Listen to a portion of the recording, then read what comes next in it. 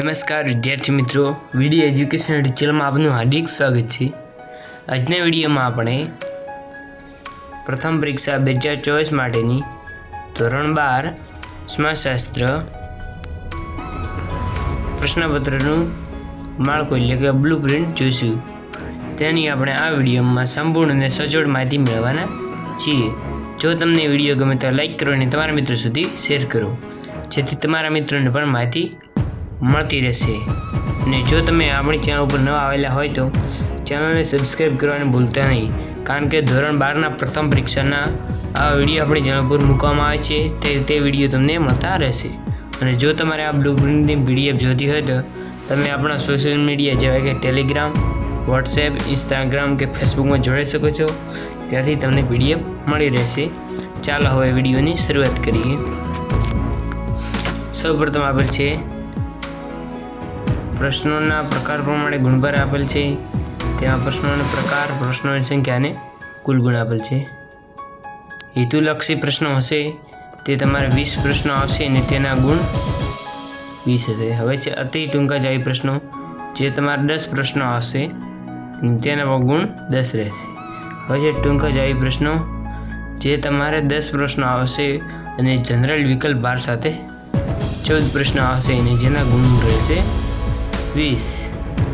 પછી ચોથો ટૂંકા જાવી પ્રશ્નો, જે તમારે 10 પ્રશ્નો આવશે પણ જનરલ વિકલ્પ 12 સાથે 14 પ્રશ્નો આવશે અને તેના ગુણ રહેશે 30। હવે છે લાંબા પ્રશ્નો, જે તમારે 4 પ્રશ્નો આવશે અને જનરલ વિકલ્પ 12 સાથે 6 પ્રશ્નો આવશે અને કુલ ગુણ રહેશે 20। આ રીતે તમારે કુલ 54 પ્રશ્નો આવશે અને જનરલ વિકલ્પ 12 સાથે 64 પ્રશ્નો આવશે।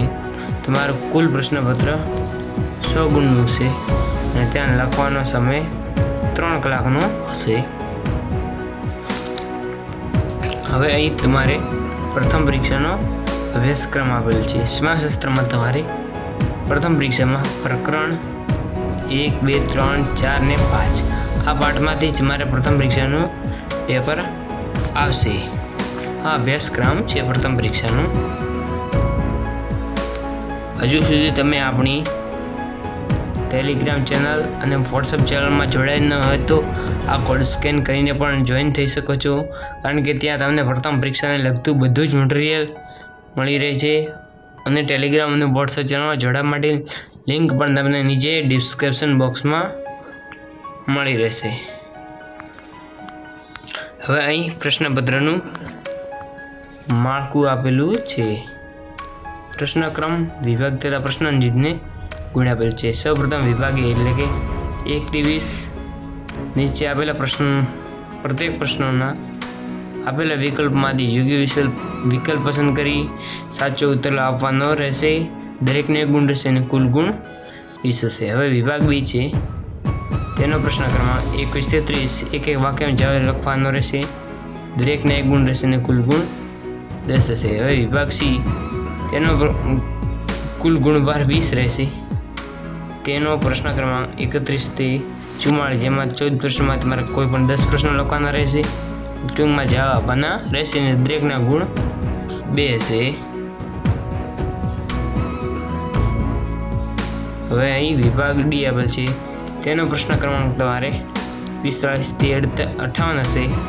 આવેલા પ્રશ્નો 14માં તમારે કોઈ પણ 10 પ્રશ્નો મુદ્દાસર જવાબ લખવાનો રહેશે।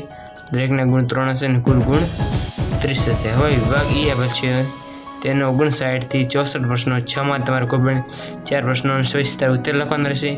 દરેક પ્રશ્નના 5 ગુણ હશે અને કુલ ગુણ 20 હશે અને આ રીતે તમારું કુલ પ્રશ્નપત્ર 100 ગુણનું આવશે।